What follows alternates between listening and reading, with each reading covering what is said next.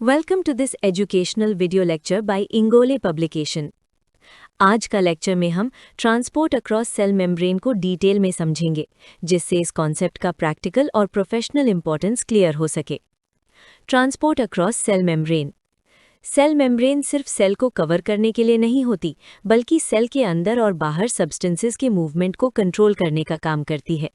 Cell का survival इसी control पर डिपेंड करता है। हर सब्सटेंस फ्रीली मूव नहीं कर सकता।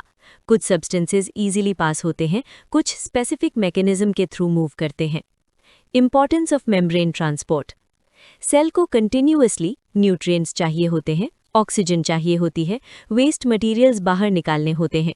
अगर ट्रांसपोर्ट मैकेनिज्म प्रॉपर ना हो तो सेल का इंटरनल एनवायरनमेंट डिस्टर्ब हो जाता है और सेल फंक्शन फेल कर सकता है। इसी वजह से मेम्ब्रेन ट्रांसपोर्ट फिजियोलॉजी का एक क्रिटिकल पार्ट है। Passive transport. पैसिव ट्रांसपोर्ट में सब्सटेंस मूवमेंट के लिए सेल एनर्जी यूज नहीं करती। मूवमेंट हमेशा कॉन्सेंट्रेशन ग्रेडियंट के अकॉर्डिंग होता है, मतलब जहां कॉन्सेंट्रेशन ज्यादा होती है वहां से कम कॉन्सेंट्रेशन की तरफ मूवमेंट होती है। Simple diffusion.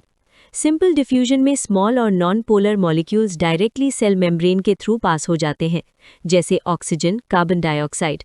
इसमें किसी कैरियर प्रोटीन या एनर्जी की जरूरत नहीं होती। Facilitated diffusion. कुछ मॉलिक्यूल्स साइज या नेचर की वजह से डायरेक्ट पास नहीं हो पाते। ऐसे केसेस में कैरियर प्रोटीन्स या चैनल प्रोटीन्स हेल्प करते हैं। एनर्जी यहाँ भी यूज नहीं होती, लेकिन प्रोटीन असिस्टेंस रिक्वायर्ड होती है। एग्जाम्पल के लिए ग्लूकोज का ट्रांसपोर्ट फैसिलिटेटेड डिफ्यूजन के थ्रू होता है। ऑस्मोसिस। ऑस्मोसिस वाटर मॉलिक्यूल्स का मूवमेंट होता है जो सिलेक्टिवली परमिएबल मेम्ब्रेन के थ्रू होता है। वाटर हमेशा लो सॉल्यूट कॉन्सेंट्रेशन से हाई सॉल्यूट कॉन्सेंट्रेशन की तरफ मूव करता है। ऑस्मोसिस सेल वॉल्यूम और शेप मेंटेन करने में इंपॉर्टेंट रोल प्ले करता है। Active transport. एक्टिव ट्रांसपोर्ट में सेल एनर्जी यूज करती है। यहाँ मूवमेंट कॉन्सेंट्रेशन ग्रेडियंट के ऑपोजिट होता है, मतलब कम कॉन्सेंट्रेशन से ज्यादा कॉन्सेंट्रेशन की तरफ। इस प्रोसेस के लिए एटीपी रिक्वायर्ड होता है और स्पेसिफिक कैरियर प्रोटीन्स इन्वॉल्व्ड होते हैं। Sodium potassium pump. Active transport का classic example sodium potassium pump है।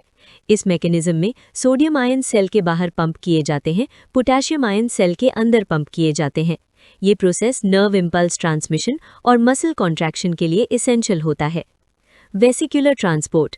कुछ सब्सटेंसेस साइज में बड़े होते हैं जो मेम्ब्रेन के थ्रू डायरेक्टली पास नहीं हो सकते। ऐसे केसेस में वेसिकुलर ट्रांसपोर्ट यूज होता है। एंडोसाइटोसिस। एंडोसाइटोसिस में सेल बाहर के मटेरियल को वेसिकल बनाकर अंदर लेता है।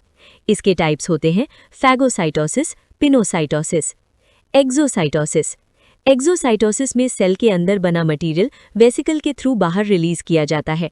हार्मोन सिक्रीशन और न्यूरोट्रांसमीटर रिलीज इसी मैकेनिज्म के थ्रू होता है।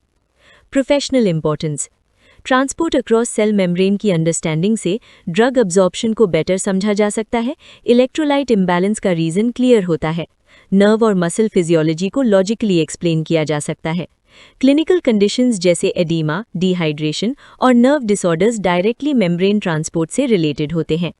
That completes today's topic. अगर ये वीडियो लेक्चर आपको हेल्पफुल लगा हो तो लाइक करें और अपने फ्रेंड्स के साथ शेयर करें। और अगर आप किसी अदर सब्जेक्ट या स्पेसिफिक टॉपिक पर लेक्चर चाहते हैं तो कमेंट सेक्शन में हमें ज़रूर बताएं।